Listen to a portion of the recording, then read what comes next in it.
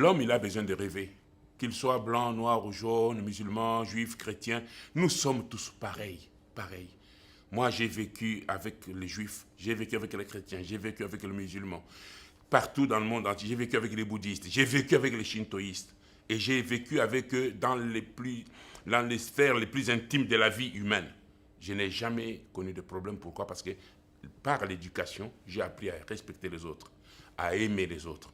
Et quand vous respectez les autres, vous aimez les autres, ils le sentent. L'homme est un et indivisible. Ce n'est pas la couleur de peau qui fait l'homme, c'est ce qu'il a en lui.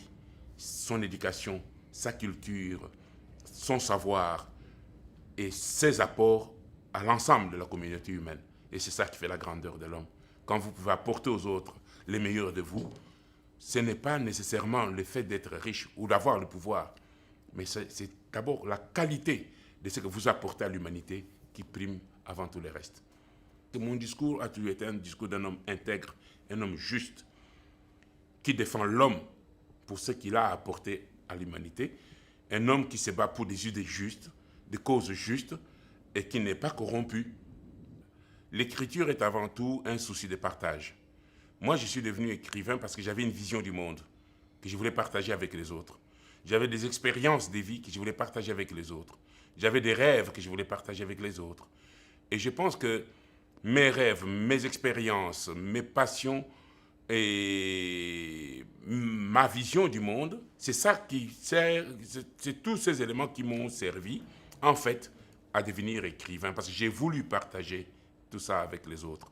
Et je crois que les véritables influences, pour moi, pour un écrivain, c'est d'abord le vécu propre, c'est les savoirs dont on dispose et que l'on veut partager avec la communauté humaine. Et c'est ça qui fait que l'on peut écrire avec beaucoup, beaucoup de passion et qu'on peut accepter les sacrifices que nous impose l'écriture.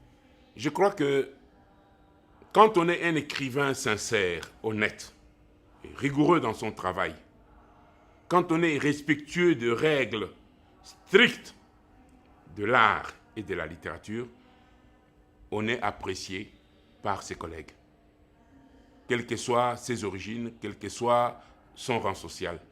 C'est mon cas.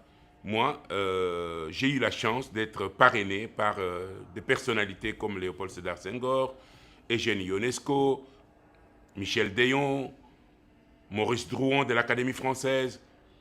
J'ai eu beaucoup, beaucoup de grands amis qui étaient des prix Nobel de littérature parce qu'ils ont aimé ce que je faisais comme littérature et ils ont aussi aimé ma façon de vivre la vie d'écrivain. C'est-à-dire que je suis un écrivain qui ne triche pas.